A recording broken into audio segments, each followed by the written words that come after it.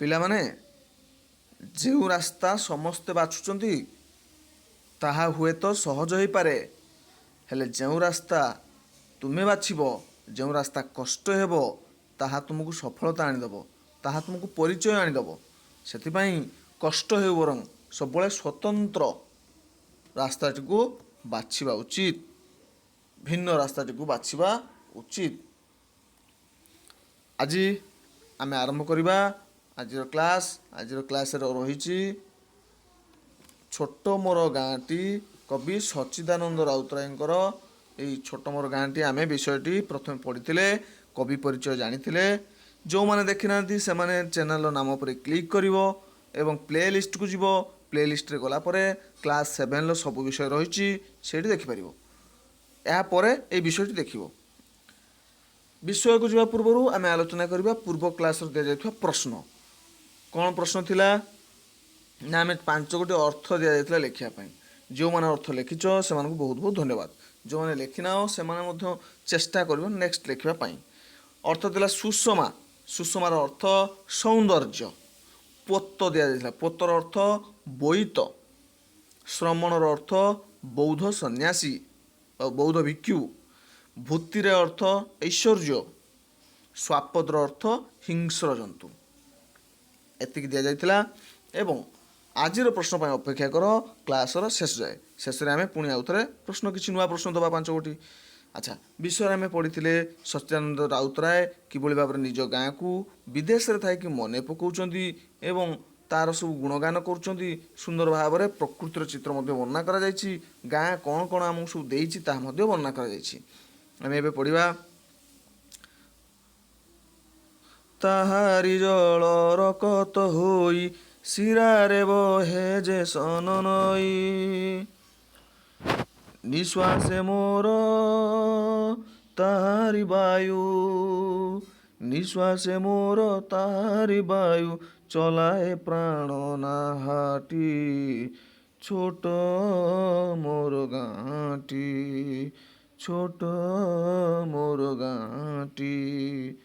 ତାହାରି ଜଳ, କାହାର ଜଳ? ସେ ଗାଁର ଜଳ। ସେଇ ଗାଁର ଜଳ ରକ୍ତ ହୋଇକି, ମୋ ଦେହରେ ଯଦି ରକ୍ତ ଅଛି, ମୁଁ ଏବେ ସହରରେ ବସିଛି, ସହରରେ ବଡ଼ ଚାକିରି କରୁଛି, ଚାଲୁଛି ବୁଲୁଛି ଖେଳୁଛି, ଏ ସବୁ ପାଇଁ କିଏ ଦାୟୀ? ମୋର ଗାଁ ଦାୟୀ। ମୋତେ ଏତେ ବଡ଼ କରିଛି କିଏ? ମୋର ଗାଁ, ମୁଁ ଯେଉଁଠି ଜନ୍ମ ହୋଇଛି। କାରଣ ତାହାରି ଜଳ, ମୁଁ ସେ ପ୍ରଥମେ ଯେତେବେଳେ ଜନ୍ମ ହେଲି ମୁଁ କେଉଁଠି ଜଳ ପିଇଲି? ମୋ ଗାଁର ଜଳ ପିଇଲି। ମୁଁ ସେ ଗାଁର ଜଳ ପିଇଲି, ଗାଁରେ ଖେଳିଲି, ଗାଁର ଫଳମୂଳ ଖାଇଲି। ତ ତାରି ଜଳ ବର୍ତ୍ତମାନ ରକ୍ତ ହୋଇକି ମୋର ଯେଉଁ ଶିରା ପ୍ରଶାରେ ବହିଯାଉଛି, ସେ ମୋ ଗାଁର ଜଳ ହିଁ ବହିଯାଉଛି। ସେ ଯଦି ଜଳ ନ ଦେଇଥାନ୍ତା ତାହେଲେ ମୁଁ ପାଇପାରିନଥାନ୍ତି, ଆଜି ମୁଁ ବଞ୍ଚିନଥାନ୍ତି, ନୁହେଁ କି? ଶିରାରେ ବହେ ଯେସନ ନଈ, ଶିରା ଅର୍ଥ ଆମ ଦେହରେ ଥିବା ସବୁ ବିଭିନ୍ନ ସବୁ ଶିରା ରକ୍ତ ବାହକ, ରକ୍ତ ବହିବା ପାଇଁ ଯେଉଁ ସବୁ ବିଭିନ୍ନ ବିଭିନ୍ନ ଛୋଟ ଛୋଟ ନଳୀ ଆକୃତିର ଅଛି, ନୁହେଁ କି? ପାଇପ୍ ସବୁ, ନର୍ଭ, ତ ସେଇଥିରେ ଯେଉଁ ନଈ ଭଳି ବହିଯାଉଛି, ଅର୍ଥାତ୍ ନଈ ଯେମିତି କଳକଳ ନାଦ କରି ବହିଯାଉଛି, ପୃଥିବୀର ଅପୂର୍ବ ସୌନ୍ଦର୍ଯ୍ୟ ମଣ୍ଡନ କରୁଛି, ସେହିଭଳି ଭାବରେ ଆମ ଦେହରେ ଶିରାରେ ରକ୍ତ ସବୁ ବହିଯାଉଛି ଏବଂ ସେ ରକ୍ତ ଆମକୁ ଜୀବନ ଦେଇଛି, ଆମକୁ ବଞ୍ଚିବାରେ ସାହାଯ୍ୟ କରୁଛି ଏବଂ ଯେଉଁ ରକ୍ତ ଆମ ଗାଁ ଦେଇଛି। ସେଥିପାଇଁ ମୁଁ ଗାଁ ପାଖରେ ଋଣୀ ଏବଂ ଗାଁକୁ ବହୁତ ଭଲ ପାଏ।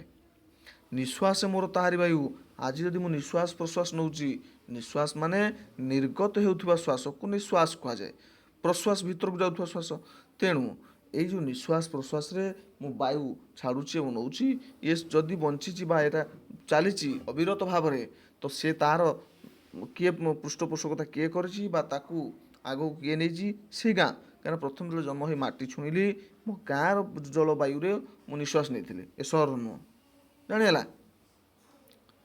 ଚଲାଏ ପ୍ରାଣ ନାହାଟି, ମୋର ପ୍ରାଣ ରୂପକ ନାହା, ନା ମାନେ ନୌକା, ପ୍ରାଣ ମାନେ ଆତ୍ମା, ମୋର ଏଇ ଆତ୍ମା ରୂପକ ନାଁଟି ବା ପ୍ରାଣ ରୂପକ ନାଁଟି ଯଦି ଚାଲୁଛି, ନା ଯେମିତି ନୌକା କେଉଁଠି ଚାଲେ?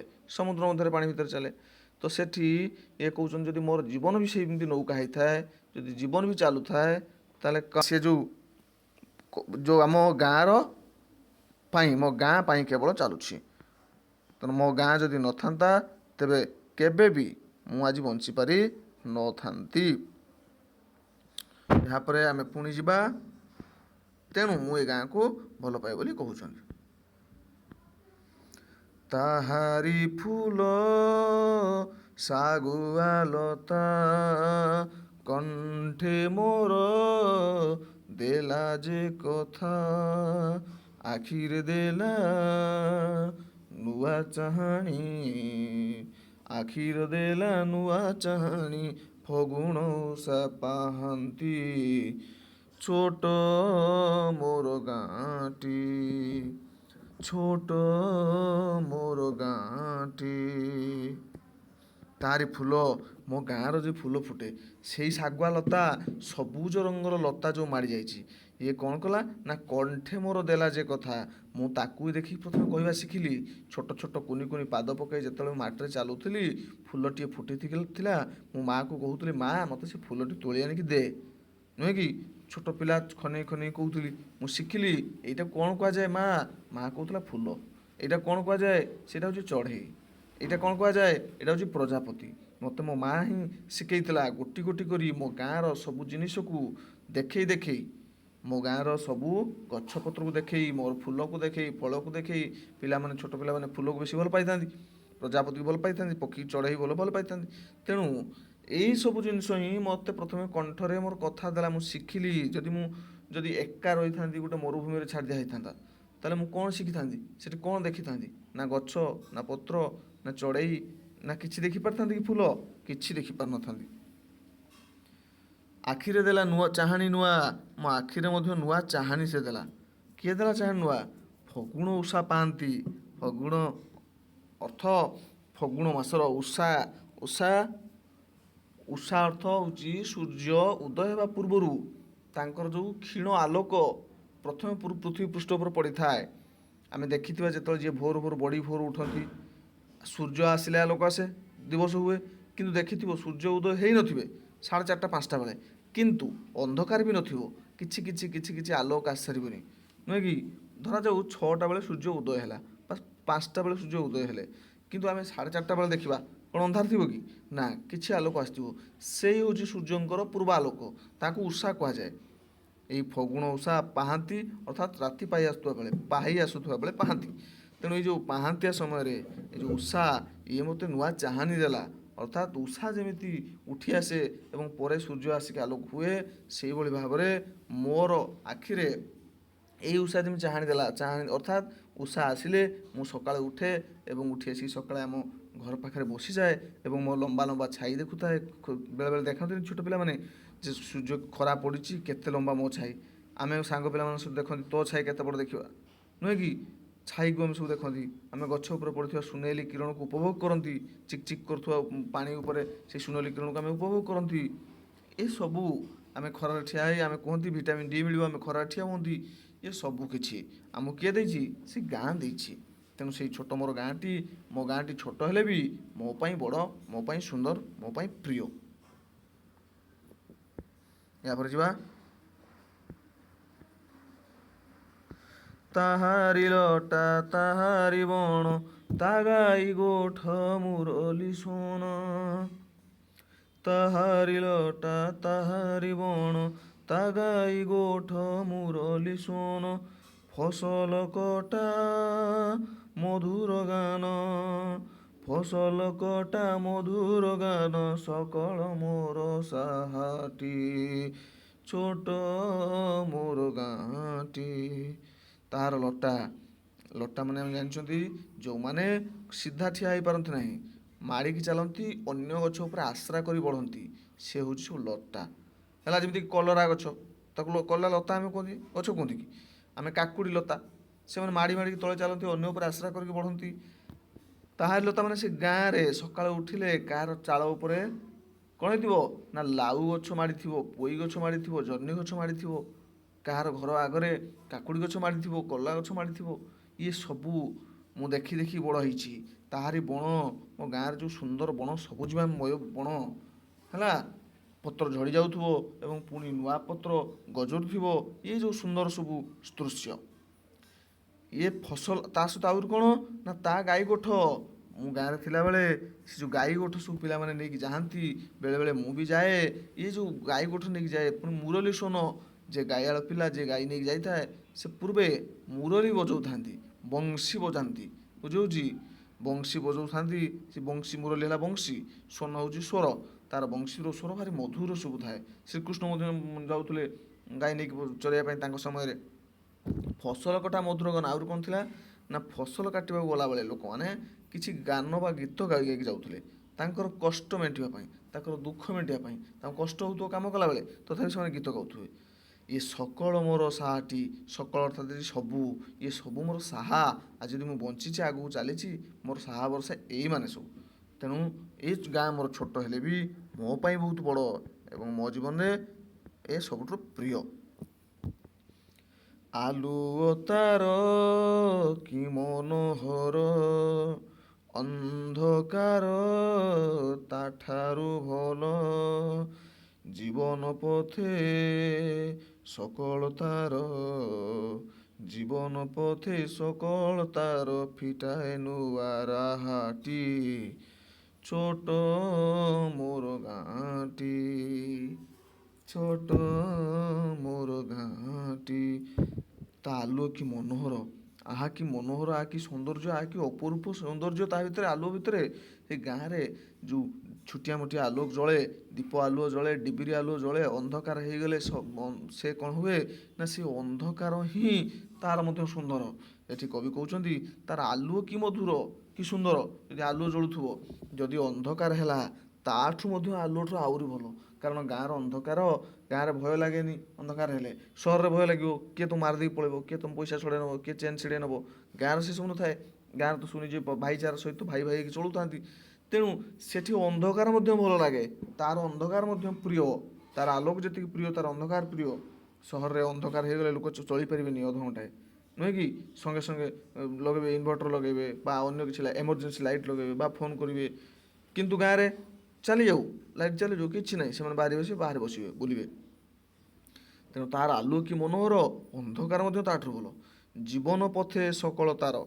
ଏ ଜୀବନର ପଥରେ, ଯଦି ଜୀବନ ଏକ ରାସ୍ତା, ଯେଉଁ ରାସ୍ତାରେ ଜୀବନ ଚାଲି ଚାଲି ଯାଉଛି, ଇଏ ସବୁ ସକଳ ତାର, ସବୁ କିଛି ଫିଟାଏ ନୂଆ ରାହାଟି, ଗୋଟେ ନୂଆ ରାସ୍ତା ଦେଖାଏ। ରାହା ମାନେ ରାସ୍ତା, ମାର୍ଗ, ବାଟ, ଆଉ ଗୋଟେ ରାସ୍ତା ଫିଟେଇ ଦିଏ ଆମ ପାଇଁ, ଅନ୍ୟ ଏକ ମାର୍ଗ ଫିଟେଇ ଦିଏ।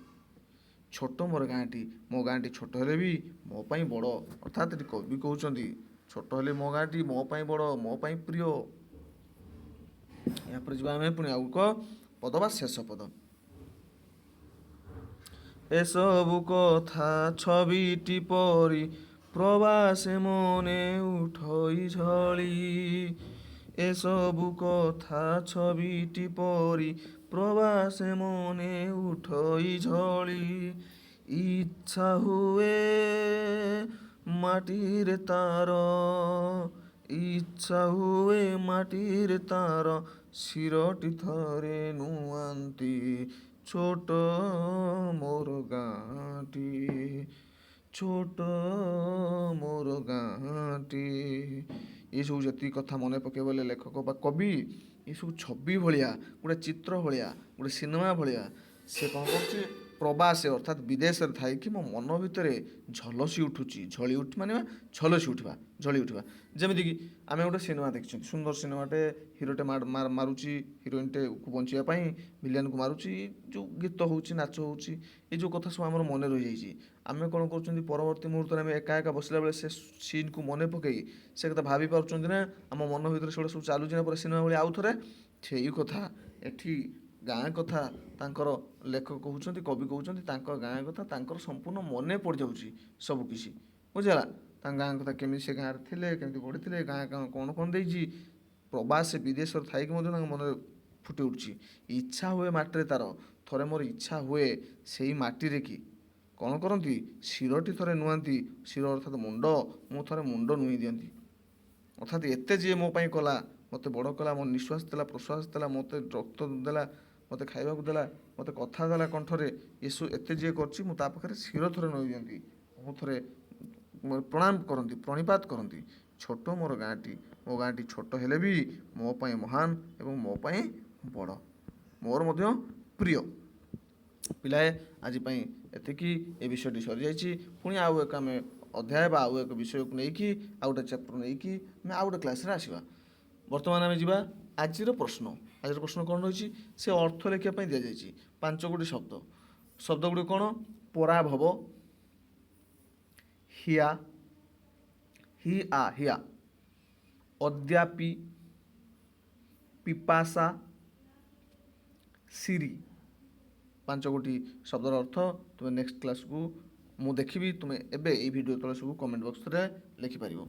जदि आज वीडियो भल लगी निश्चय लाइक करिवो, जदि भल लागे ना ताले डिसलाइक कर दबो, नहीं कि जोटा आमको भल लगे आम तो डिसलाइक करती ना, खराब कहते जोटा आमको तरकारी खराब लगुनि आम कहते तरकारीटा खराब हो, तेणु जोटा भल लगुनि तुम भी डिसलाइक कर कि तो जानी हम जे अनेक पिला को अधिकांश पिला ये भल लगे है, जदि भल लगी कि लाइक कर आउ मतामत दब कौन ठीक हो कि नहीं, तुमको किसी बुझीपारना बा भल लगुच लिखिपर तले है, एवं लिखा सहित सब निजर नाम स्कूल नाम लिखिले मुझे जापर कौ स्कूल पिला।